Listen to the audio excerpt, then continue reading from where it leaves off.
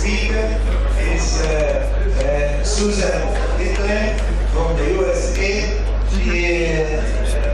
We know her for a very long time. She visited our center. I also use the arrow down. And does the mouse work to point? It doesn't work. She will talk about the implications of PGS, preimplantation genetic testing for every IVF patient, the ART lab perspective. Thank you, Dr. Abougar, for that kind introduction. This is actually my third visit to Egypt, and I'm very excited to be back. Thank you so much for welcoming me back. Some of you look very familiar to me, so I may not remember your name, but please reintroduce yourself to me because I do remember your kindness for my other trips here. This was back, it says the year 2000, but whoops, wrong, sorry. It was actually in 1998. Most of you know Dr. Suhail Mwasher, who, with Dr. Abougar, came up with this plan to have members of the Jones Institute come and work in the laboratory with Dr. Mansour and also lecture. And this was back in 1998, several familiar faces here. And then I was also at the 15th anniversary celebration in Aswan. In 1998, we had such a lovely dinner by the Nile. Dr. Howard and Georgiana Jones. My memories in Egypt are so special because of the time I also got to spend with Dr. Howard and Georgiana Jones. As we all know, Dr. Howard just passed away last summer. In Aswan with Dr. Baramki, which many of you know as well, who unfortunately also passed away in the fall. And then, of course, Lucinda Veek, and on that trip, Sir Robert Edwards was also there. So I hold very many special memories of being here, and I'm so thrilled to be back. Thank you. Okay, I won't go through our learning objectives. I know we're running low on time, but hopefully Dr. Abougar, you'll actually be surprised by the end of my talk because I'm going to take the middle road. So I say PGS in our field is so much like in America, the Republicans and the Democrats. You can't convince one of the other. So there are so many people that have in their mind that PGS is either good or PGS is bad, and the two rarely cross. So I'm going to take the middle road today and instead talk about some of the parameters we need to evaluate when deciding whether or not to perform PGS on our patients. Hopefully no fights will break out like they do between the Americans and the Democrats and the Republicans, but instead we'll look at the parameters. So I'm going to focus just on the poor prognosis patient because, as Dr. Abougar said, that the studies have really been done on good patients, those who we expect to get pregnant anyway. So we're going to talk about the effects of extended culture, the effects of the biopsy procedure, the types of aneuploidy, and the laboratory time for the procedures. And so we have here our little egg, and the egg that we get has to jump through a lot of hoops before we get to that happy, smiling baby. We have to look at all these different conditions. The biggest question is, what is a poor prognosis patient? And what we say in our clinic may be different in your clinic. Is it based on age? Is it based on ovarian reserve? Is it the number of embryos? Is it the quality of embryos? We know a 30-year-old with 2 embryos is going to do better than a 40-year-old with 2 embryos. Is it by the number of failed IVF cycles before?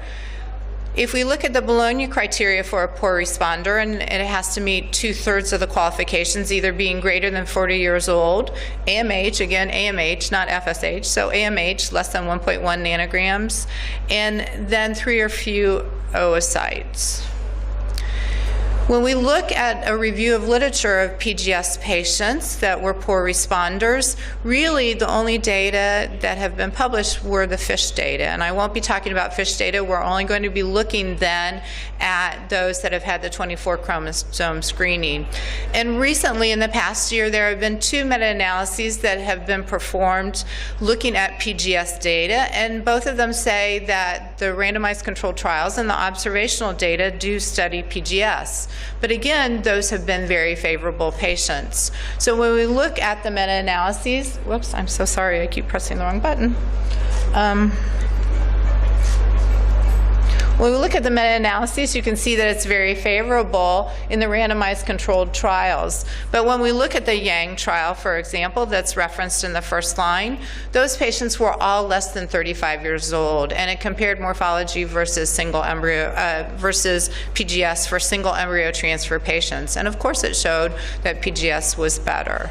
Then when we look at the Scott publications or the Foreman publications, then both of those also were randomized, but they show different things.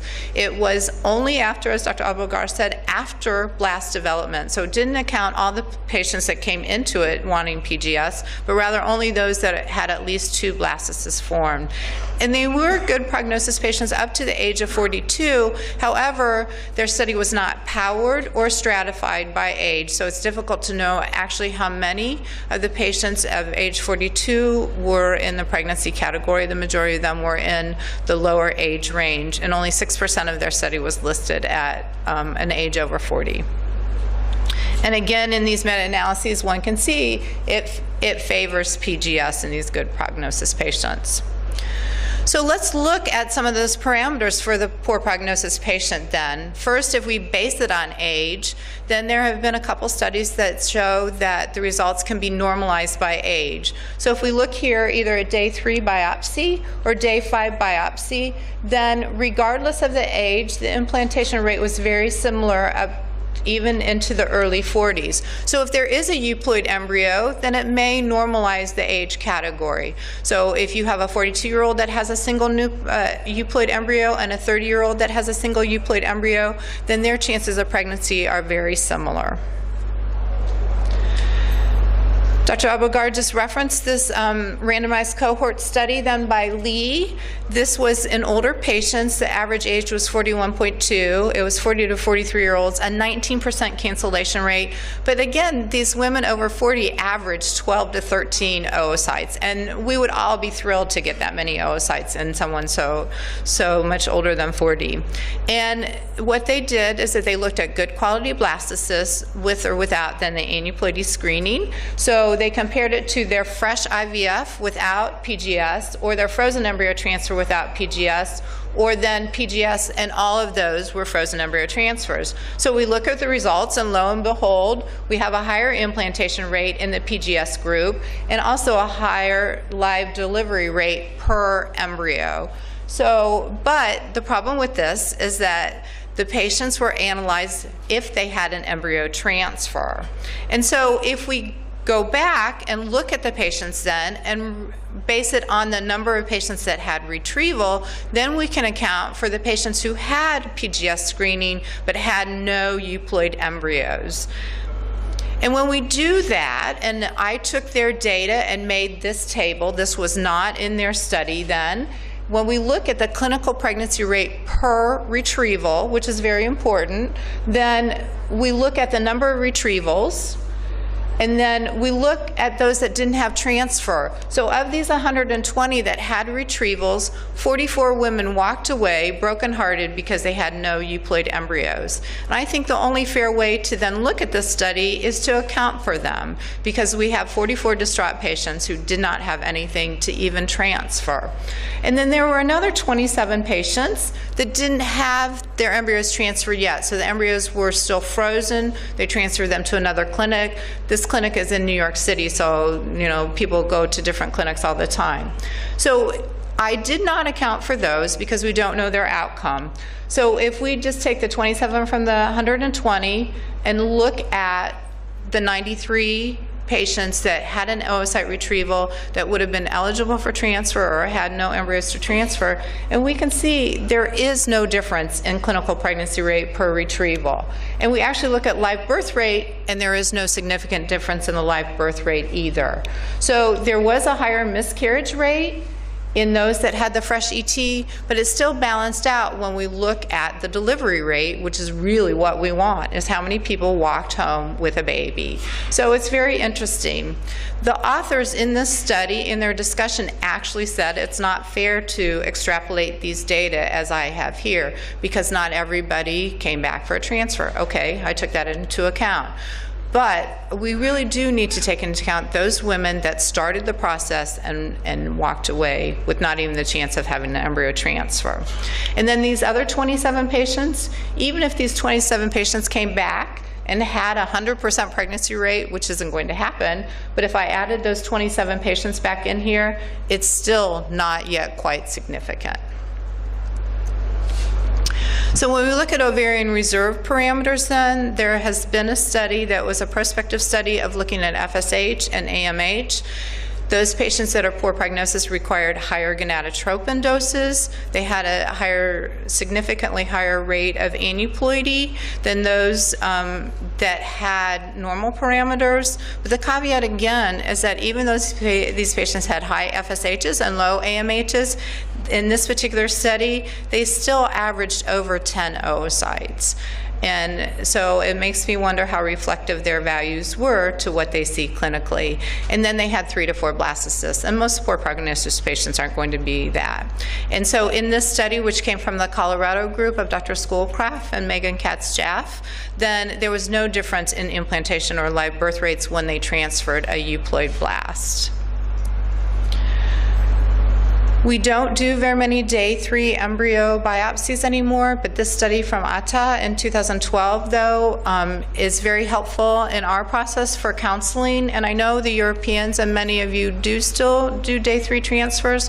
So look at this table. When we look across, these are the ages of the women and oocyte donors, and then categorize 1 to 4, 5 to 7, 8 to 10, and more than 10, in this case, day 3 embryos, the number of women across, the percent euploid embryos, and then women who had at least 1 euploid embryo. What's interesting is regardless of the number of embryos, 1 to 4 and so on down, that percent aneuploid, or in this case euploid, stays the same. So in our 42-year-old who has a euploid embryo, she has a chance about 1 in 6 of having a euploid embryo on day 3. If we look at these data then that were published for day 5, again the table is laid out similarly. We now have blastocysts 1 to 4 and so on. In our 40 to 42-year-old, there's about a 1/3% chance that that blastocyst is normal. But regardless of the number, that stays pretty steady. So it's a very good counseling tool to use, this table. The other thing that we've learned then from this table is that we don't feel like we're losing embryos going from day 3 to day 5. Those embryos that we lose are probably the aneuploid embryos, but we're not, it doesn't appear that we're losing our euploid embryos. So if we look on day 3, let's assume a woman has 6 embryos on day 3. We would expect about half of those then to make a blastocyst. So we have 6 embryos on day 3. We would expect in our older age category 1 in 6 to be normal. So we've got a day 3 embryo that 1 out of our 6 was normal. Then we look at day 5, now we're down to 3 embryos. So we expect 1 to be normal. So we still get that 1 normal embryo regardless of if we're doing a day 3 or a day 5 transfer, or excuse me, day 5 biopsy. Now, when we're looking at embryo quality, we have standardized in the United States then the SART cleavage stage grading that's based on the cell number, the fragmentation, and the symmetry of the blastomeres. When we look at the blastocyst then, we're looking at expansion, the inner cell mass, and the trophectoderm. So now let's look at the embryos and how we might decide whether or not to transfer or to do an embryo biopsy. Some people will say, why are we even talking about day 3? But as I said, there are still places that do day 3, so it's important to understand the differences. So when we look at the cell number then, and versus the live birth rate, we can see that it goes up to about the 8 cell on day 3, and then actually we see a decrease. And it might be that those embryos are progressing too rapidly. If we see maybe a 10 cell on day 3, it depends on the laboratory, but for some, those don't do as well as the 8 cell category.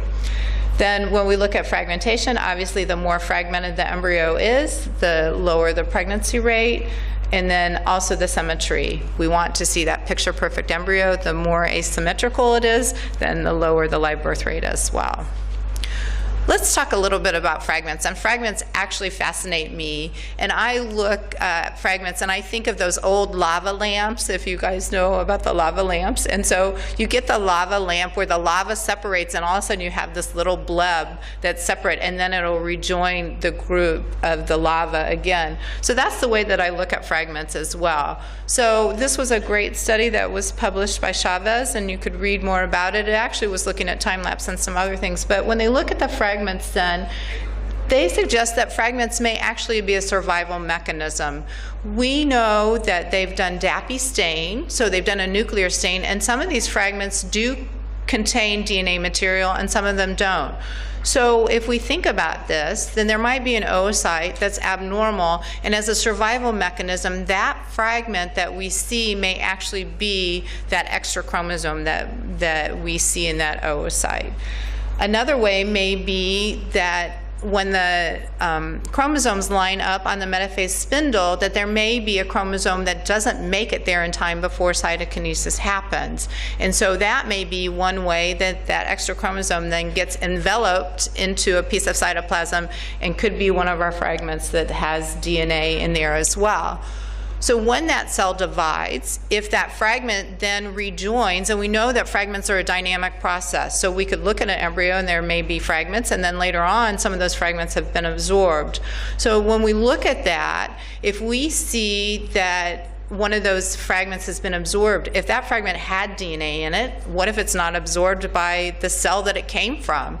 That may be then mosaicism. We may now have an extra chromosome in that particular cell and another cell is missing. So it could be then that there's no DNA in that fragment, so when it gets reabsorbed, then it doesn't create mosaicism. Or it could be that we were lucky enough that that fragment got reabsorbed then by the cell from which it came, and then that cell could be normal as well. So fragments to me are really fascinating. I wish that there would be more studies on them actually. And this is a very old study, but it's really actually very interesting when we look at different degrees of fragmentation. And the researchers then went in and removed the fragments with a pipette, and this is what the embryo then subsequently looked like on the right-hand side after fragment removal. So in some of these multi-fragment embryos, this embryo has a lot of asymmetry in it, but some of these embryos up to about this stage actually have a very good chance of implanting if we can remove those fragments. And it may be because if those fragments have extra DNA in them that they won't get reabsorbed then, and that might increase their possibility by removing them. Then we would look at blastocyst quality, and there are many laboratories that won't biopsy a poor quality blastocyst, and are we discarding blastocysts that may actually have a potential had we just transferred them? So I have here illustrated a few categories of blastocysts. The first on the left then is a nice tight inner cell mass and good trophectoderm layers. And then we progressed into a blastocyst where it's still hard to identify the inner cell mass versus a poor quality where we may actually see some necrotic cells in there and it's prematurely hatching, so it's not as good of quality. Now this study is a very old study, and I've been criticized for talking about this study, but no one else has really done a study similar, so it's very important. Even though this study is by Dr. Rakowski from the year 2000, show me new data. If I have new data to talk about, then I'd be happy to talk about. And this study then looked at women on day 3 versus day 5. So again, we're talking about the poor prognosis patient. If someone only has 2 embryos and we want to transfer them on day 3 versus going to day 5 and not even do PGS, then that might be an option based on this study. So we look at those that didn't even have 8 cells on day 3 versus those that had 1 or 2 or even 3 8 cells. And we have day 3 versus day 5 in all of our categories. Then we look at women who did not even have any day 3 embryos that were 8 cells. So say you have a woman who has 2 6 cells on day 3. What do? Will those make blastocysts? Will they even make it to PGS? And that's really one of the biggest controversies that we have. So in this study, the numbers are very low, but if they transfer the embryo on day 3, then they had pregnancies. A third of their patients got pregnant. If they waited till day 5, in those poor, slow low-growing embryos, then they had no pregnancies. So is it sort of a self-fulfilling prophecy? If it's not yet an 8-cell on day 3, is it going to make it to a blastocyst? And I think the time-lapse data will give us more information, but back then, and I realize culture conditions were different back then as well, then again, these are the only data that we have, and I'm hoping in the future with time-lapse data we'll have more information about how a 6-cell will perform in our prognosis patient, and if it will even make it to the blastocyst stage. When we look at poor embryo quality, this was a recent study then where they took those embryos were poor quality to the blastocyst stage, and if they made it to the blastocyst stage, then they were able to vitrify them. Now, none of these embryos were aneuploid testing. It was just looking to see how many poor quality embryos made it to the blastocyst stage and then freezing them. And this study was rather large. They looked at almost 1,900 embryos that were remaining after they did a day 3 transfer or a day 2 transfer. So these are the extra embryos. And of those, only 20% of them blastulated and were vitrified. And then when we look at how many were then warmed, their survival rate was only 80%. And in vitrification, we would expect the warming rate survival to be in the upper 90s. So these poor quality had a lower survival. And then when we look at what was transferred, then less than 2% of these total embryos then made it actually to a pregnancy. So we know that our poor quality embryos, even if we take them in extended culture, aren't doing very well. Now, if we look at the sibling embryos that are transferred on day 3 versus taking those then to the blastocyst stage, if they had embryos that made it to the blastocyst stage, then that was indicative of the quality of the cohort, and they ended up doing better and having a higher pregnancy rate. So in a Cochrane review, and this is sort of called the Cochrane of Cochranes because it reviews other Cochranes, and when we look at the overall blastocyst live birth rate, again without PGS, we know that by transferring blastocyst, the live birth rate is higher. But we go back to what Dr. Howard Jones used to say, the total reproductive potential, that if we would have cryopreserved the embryos on day 3, then we may have more embryos to work with because we're not losing some of those embryos in the process, and maybe the uterus is a better environment. So in these poor prognosis patients, we might consider then going back to day 3 because they may not be able to make it in our extended culture conditions. There has been some controversy about blastocyst transfer. Again, this is not PGS, but just transferring embryos at the blastocyst stage. And there was really a large study, almost 69,000 births, that was performed that looked at the American data, the SART data, and found a significant higher number of preterm births from those that had a blastocyst transfer.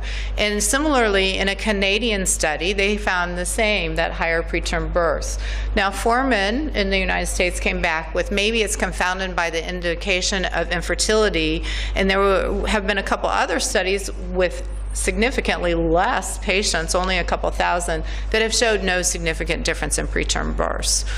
It's very interesting. Do you believe a study of 70,000 births, or do you believe a study of 2,000 births, and are they the same? People have decided that there is no preterm labor in these patients. It may be indicative of why they're infertile in the first place, but I think it's something we need to consider. So when we look at extended culture, are we able to meet the requirements of that embryo? Do we know what the embryo needs? And we have to remember that the embryonic genome activation occurs on day 3. It's not a cell stage, but rather a day stage. So when we looked at culture media in the past then, we used to change it on day 3, and we no longer do that. So we look at the epigenetics then, and we do see different transcripts that are changing at different stages. And that's really important to make sure that we're not causing epigenetic changes then in our embryo when we look at those mRNAs. Because remember, the maternal mRNA is driving this until that embryonic genome activation. So when we look at the effects of extended culture, we know that the uterine environment changes daily, and we know that the metabolic requirement changes from having a low glucose to a high glucose, and we're also shifting them from an aerobic to an anaerobic, which means higher ATP in the beginning to ADP, and now a lower range.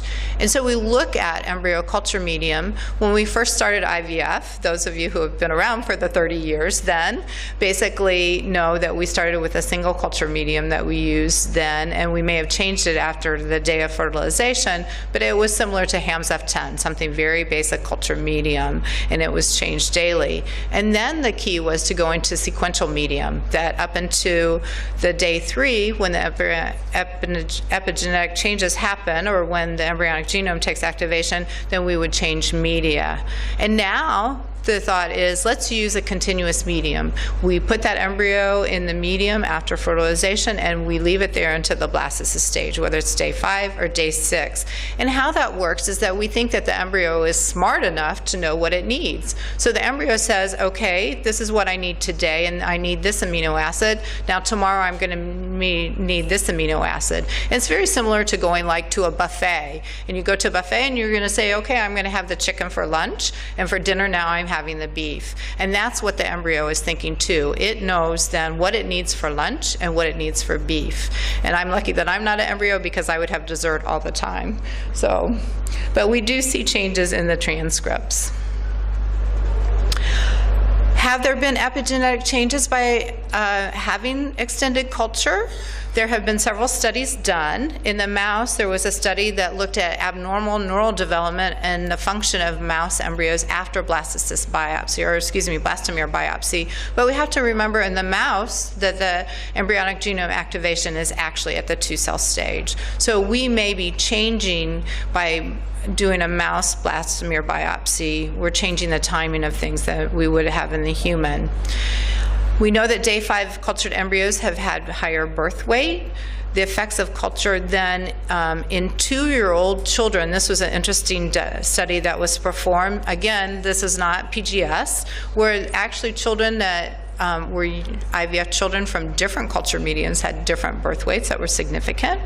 And we also then just look at the effect of ART in general, that we had increased DNA methylation of the SNRPN gene, which is again one of the epigenetic markers in children that had ICSI, and also a longer duration of infertility. So all these are considerations if we're trying to decide, do we take our embryo to blastocyst and do we do PGS on that embryo? We've talked about the effective biopsy procedure. When we look at the data, there's minimal effect then to the embryo itself in development, but when we look at implantation rate, this study by Scott et al., then we see a relative reduction of those embryos that were biopsied and implant versus on day 5. One of the concepts then for the poor prognosis patient is, do we accumulate embryos and bank them then? So if we have a poor prognosis patient who only has 2 or 3 embryos, do we then take those embryos, biopsy them? The laboratory then will take the biopsied sample, do maybe a preliminary amplification step, and basically freeze that sample until the patient can cycle again and accumulate more embryos. And this may happen up to several cycles. The thought being, if someone is 40 years old and they go through a cycle and you do an embryo transfer, then you've lost a couple weeks before they can start stimulation again. We can now start stimulation again if we're not transferring that cycle and waiting for them to accumulate several embryos. However, there is a little increased cost to the patient for banking, but we decrease the overall cost because we're only doing 1 PGS cycle.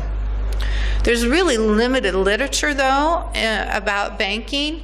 There has been a study that the embryos were banked at the zygote stage instead. It was a very small sample, and it was FISH analysis, and they showed no significant difference on whether the patient banked the embryos or didn't bank the embryos, accumulated that number.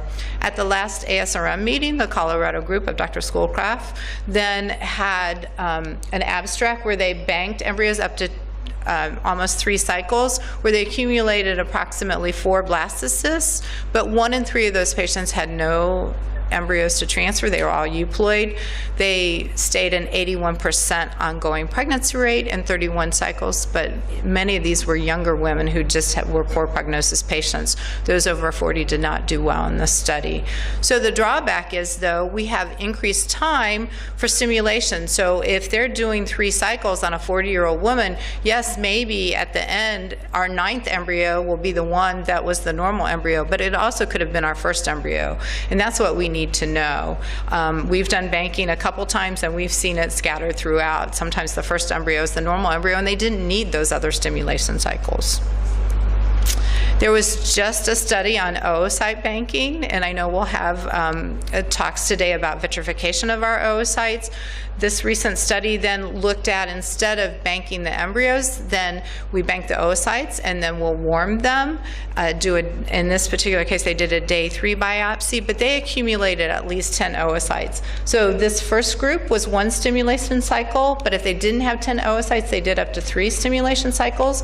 When we look at the patients with embryo transfers, then we had very similar rates of those having embryo transfers, but again, these women had at least 10 oocytes that were banked. The pregnancy rates were also very similar. When we look at the pregnancy rate per patient, it was 37% or 34%, but when we look at it per embryo transfer, it obviously goes up because the patients that did well had their embryos transferred after PGS. Okay, now let's talk about the embryologist time. And that's one of the forgotten processes in all this about PGS, is the person performing the embryo biopsy. So now all of a sudden you have a laboratory that's doing another procedure, but it's not just the embryo biopsy. Many labs will do assisted hatching on the embryo on day 3 to help then to get that extrusion from the zona. So we're culturing the blastocysts, but on day 3 we're doing a procedure on the embryo. Now we're doing more extended culture. We're biopsying on day 5, but oh wait, the embryo is not ready on day 5. So we may look at the afternoon of day 5 and do another biopsy. We may actually go into day 6. Some laboratories are actually going into day 7 as well. So instead of doing a single biopsy procedure, there may be multiple biopsy procedures performed by your embryologist. And then we're also vitrifying the embryos after we biopsy. We're not waiting until all the embryos are biopsied because we want to suspend that development then. So you may have vitrification on day 5, day 5 and a half, day 6. And then of course the warming, and warming doesn't take that long, but again, now we're adding something to a procedure from a fresh embryo transfer. And then of course all the additional paperwork that happens. And I know that this table is really hard to look at from the back. This was a study by Metaanalysis, a very well-known embryologist in New York, in Fertility and Sterility 2014, if you want to look at the reference. And this looks at the different times for all the procedures. When we look at the total time in today's IVF that's spent per patient, it's about 11 hours, 10 and a half hours. But now when we add PGS, we've added 6 hours to that embryologist procedure. And many laboratories aren't adding new embryologists because they're adding new biopsies. So it's really important the next time you know how hurried your embryologist is and how overworked, we're adding a lot of time to them, but maybe not adding personnel. Plus every procedure that we do in the laboratory, we should have a witness as well. And again, I apologize, this is very small print, but in this study then by Alakani, you can see all the different procedures that one has to go through in the laboratory to just then we're adding to for embryo biopsy. Now let's talk about some laboratory techniques and the impact that that may have on a poor prognosis patient. Again, this first part is not with PGS, but I want you to consider whether PGS is beneficial. When we look at embryo co-culture, these data are old, but it may show some improvement just in those poor prognosis patients. The American Society for Reproductive Medicine Practice Committee report has suggested that we can improve pregnancy rates by performing assisted hatching on these embryos, but it does not add to the live birth rate. And then the question is, when we're looking at cleavage stage versus a blastocyst culture and doing biopsy, are we really allowing that embryo its full potential chance of developing? There was an abstract by Neil a few years ago looking at the size of the trophectoderm biopsy. So the embryologist itself may make a difference in your biopsy. If you're taking a smaller portion, that might be better. Remember, the trophectoderm is that layer that we learned about that invades and gets enveloped by the endometrial cavity. So basically, we want to make sure that even if the embryo is euploid, we've got enough trophectoderm then to be able to enhance implantation. Also, the transfer of the biopsy sample. So the volume that's transferred with the biopsy sample into that microcentrifuge tube that then is analyzed may make a difference. That volume of media may change the concentration then in the actual either PCR reaction that's being performed or in then the subsequent array reaction. But it's either a real-time PCR reaction that's being performed or if they do a whole genome amplification. So those concentrations of the volume that's transferred do make a difference. And then the selection of the laboratory test. There is some difference in technology, and we have from Dr. Capalbo's group, then also Dr. Renzi, who has looked at a study that looked at the different technology, whether it was array CGH or looking at SNPs or looking at real-time PCR. And then we had actually the work of Scott, who is a big proponent of PGS, in their initial non-selection study. Then what they did is that they biopsied the embryos, but they did not get the PGS answer. They just transferred the embryo. And if a live baby resulted or if a fetus resulted, then they went back into the laboratory and they looked at that PGS result. And that result in 6 out of 40, or it was 3 out of 46 patients, or 6%, were actually aneuploid. So had they done the PGS, they would have actually not transferred their embryos. So there were 3 babies that were born. Thankfully, they didn't do the PGS initially, and they made the decision just to transfer those embryos. And then at our last ASRM meeting, we also heard about the transfer of blastocysts that came back as a monosomy post-PGS that were transferred with the consent of the patient, and 3 out of those 5 patients then had live, healthy babies. Again, it may be mosaicism. So PGS is not without error, and it's important to consider that, especially in these poor prognosis patients who may not have very many embryos to begin with. So what appears optimum? We're all taught that the optimum now is the blastocyst culture, doing a blastocyst biopsy, then doing vitrification, then doing a frozen embryo transfer. And Dr. Abou-Gar gave a great then lead-in for me to talk about the evidence. And there really isn't, especially in the poor prognosis patient, there isn't a lot of evidence to take our little poor fragmented embryo to see if we can get a healthy baby and jump through all those hoops. So what's at stake? And I love this quote from Peter Brodie from England, and it talks about whether the test being offered to patients purportedly to improve their chances of success is robust enough to allow the discarding of some of their embryos, because there is an error rate, so we will be discarding embryos that may actually be euploid. We just don't know it. And especially at an advanced maternal age when they have so few anyway. Seldom are the costs charged for these sorts of tests benchmarked against the overall likelihood of success per embryo embarked upon, rather than whenever there are embryos to transfer. So we must consider, yes, PGS seems like this wonderful panacea that's going to help all of our patients get pregnant, but we also have to think about the patients that it didn't work for, and have we done the right thing by them? And so in conclusion then, I'm just talking about the key points that we should consider. I haven't really suggested whether or not PGS is good or not good, but rather we need to look at the efficacy of our extended culture in our own laboratory, because every laboratory is different. We have to look at the likelihood of aneuploidy in those patients. What really is the best chance at live birth, and the time involved in the laboratory procedures, and do we have the personnel to perform that? Thank you very much. Thank you very much, Sue, for a very, very nice presentation, which covered all the lab techniques and possibilities of success. And now the floor is open for questions. Please.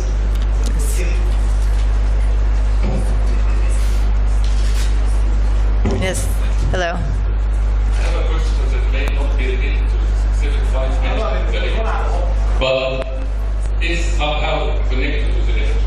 Does increasing the incubation of the embryos from 3 days to 5 days increase the potential of this embryo to implant, or only discriminate which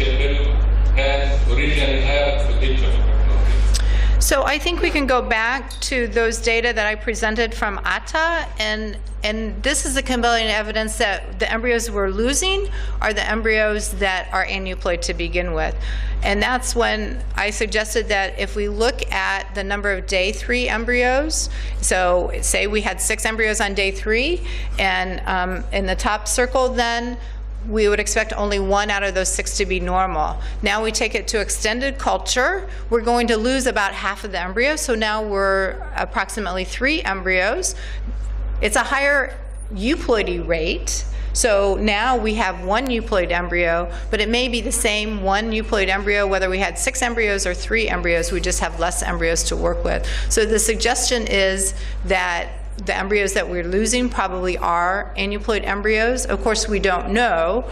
And then, but it's interesting when we look then at, again, these are old data, the Rakowski data, that if there were no 8 cells on day 3, then maybe those embryos are better to be transferred because maybe the uterine environment gives that more support than our culture conditions.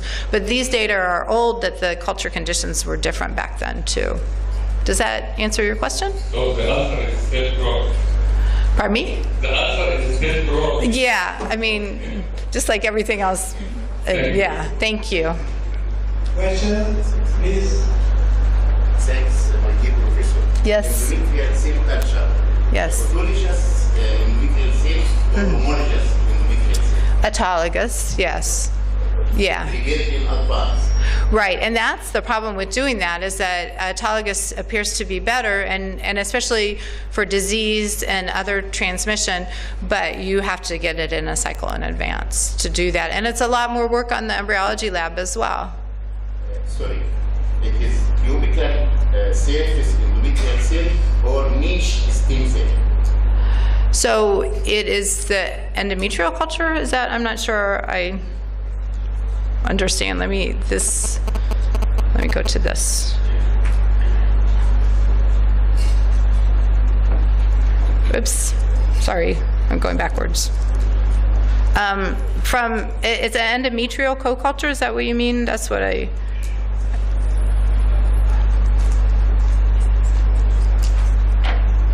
this endometrial cell co-culture, you can look at, and this is an older reference, Simone, but it was endometrial cell. Is that what you're asking? Niche cell. Endometrial Yes. cell, niche cell. Not cubical cell. Right. I'm not sure. Like the serosal cells, is that what you were talking? No. The stem cells are the mother, the endometrial. Second, the main source for stem cell. Yes. Simply because So just from endometrial biopsy. if we are preparing endometrial cell culture, Yes. the cell residency or deposit will be niche cells. Okay. Stem cells. Thank you. Okay. The last Sorry. question. Thank you, Dr. Fazan. I would like to ask about your discussion. If you find minor errors in your patient after the embryonic biopsy, as for example, chromosomal aberration, deletion, or something like that, Yes. what about your discussion? This is number 1. Number 2, I would like to ask, are you examining the embryonic biopsy for chromosomal number mapping or for DNA alleles? But I think DNA alleles will solve a lot of problems, especially if there is not enough studies about antibodies. Okay, I'm not sure I understood the question, but the first question you asked about, you mean? If you find minor aberrations, Like segmental aneuploidy, like microdeletions? Aberrations, deletion of chromosome, something like that. Okay. Are you cancel this embryo or you continue? Okay, so in the newer techniques with next generation sequencing, I think maybe that we will start to see more mosaicism, and that's really a big controversy. Do we transfer that embryo that may be 20% mosaic, 30% mosaic. Is that what you're referring to? Some of the technology won't pick up some of those microdeletions. We'll get a better coverage with either next-gen sequencing or array, but the real-time PCR only looks at 4 loci, so we won't detect that as much. I'm not sure if I'm answering your question. But if most of the laboratories leave it up to the clinicians whether or not to transfer those embryos, and I don't think the clinicians are necessarily qualified to make that decision. I would like to ask about the role of DNA, especially in DNA array? yeah. Okay, But yeah, I think we have to go, move on. I actually can discuss it. Yeah. Thank you very much. Oh, thank you, sorry.